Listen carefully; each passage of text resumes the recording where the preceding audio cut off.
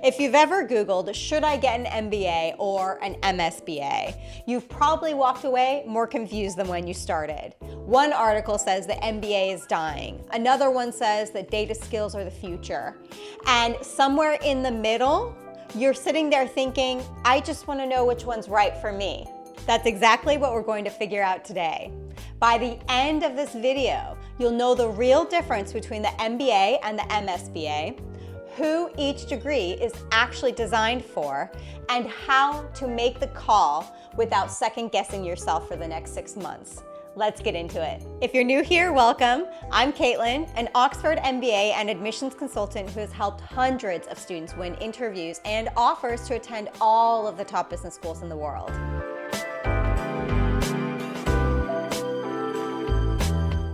The MBA, or Master of Business Administration, is the broadest graduate business degree that exists. It covers topics such as finance, accounting, strategy, operations, marketing, leadership, and organizational behavior. Think of it as a general management toolkit. Most full-time MBA programs will last for 2 years, and you'll need a minimum of 3 to 5 years of full-time work experience to be eligible to apply.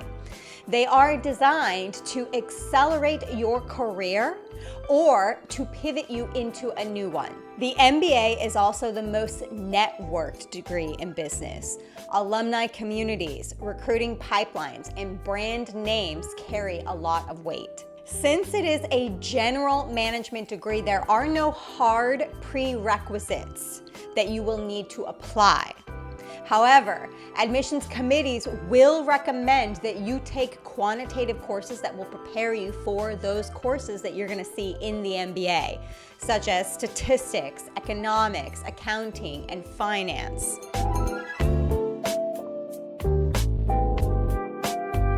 The MSBA, or Master of Science in Business Analytics, is a much more targeted degree that lives at the intersection of business, strategy, and data.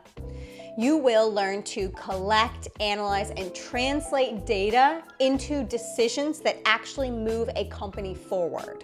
MSBA programs are typically 9 months to a year and a half in length, and they can be pursued right out of undergrad or with minimal work experience. They sit in business schools, not in computer science departments. That distinction matters because the MSBA is less about building data infrastructure and more about using data to solve business problems. Having said this, there are oftentimes hard prerequisites for MSBA programs, such as calculus, linear algebra, programming, statistics, and probability. So if you're interested in the MSBA, you need to check your program's websites very carefully to make sure that you have already satisfied the prerequisites or you can satisfy them before the start of the program. The MSBA has been exploding in popularity over the last 5 years. Schools such as MIT Sloan, Carnegie Mellon, UCLA Anderson, USC Marshall, and schools in Canada such as McGill have very strong MSBA programs. Now, quick side note on Canadian MSBA programs, oftentimes they won't be called the Master of Science in Business Analytics. They'll call them things such as Master of Management Analytics, but that's the same degree.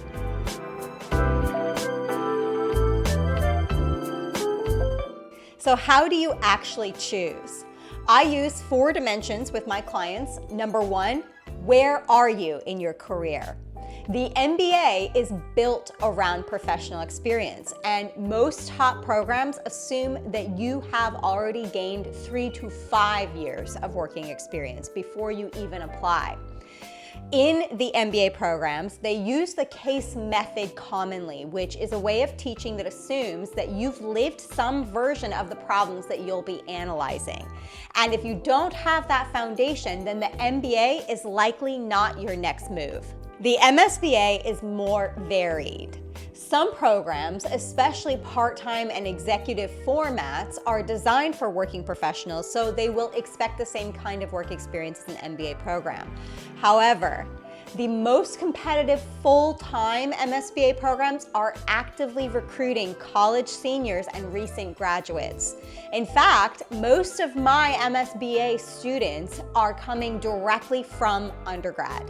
A college senior with strong quantitative skills and a clear interest in data-driven roles is a very competitive MSBA candidate.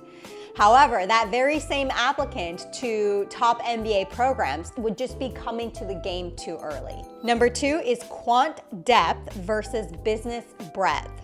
The MBA is focusing more on building leadership skills. The MSBA focuses more on building technical skills. This is just what these degrees are engineered to do. So if you love working with data and you want to go deep on building tools with Python, R, and SQL, then the MSBA is your lane. If you want to eventually lead teams, manage the P&L, and sit in the C-suite, then the MBA will give you the broader foundation to do that. Number 3 is career outcome. Now this one is huge because MBA graduates are looking at taking roles that are more management and strategic in nature. MSBA graduates are looking to take more data analytics roles, product management, something that is more technical in nature, even though there may be the management component. So the question to ask yourself is, after you graduate, what kind of role are you looking to take? And that will help you understand which direction you want to go in. Now remember, the MBA is preparing you to be a really strong leader and have general business knowledge. The MSBA is preparing you to be able to analyze data and make business decisions based on those analytics. Number 4 is time and cost. A 2-year MBA program at a top school will typically run you anywhere from $150,000 US to $200,000 US in tuition alone. Whereas an MSBA will typically only run for about a year and cost you anywhere from $40,000 to $80,000 US. If ROI matters in your decision, which I believe it should, then the MSBA has a faster payback period. However, the MBA, you might be able to earn a much higher salary over your full career, but that just depends on what you do with it.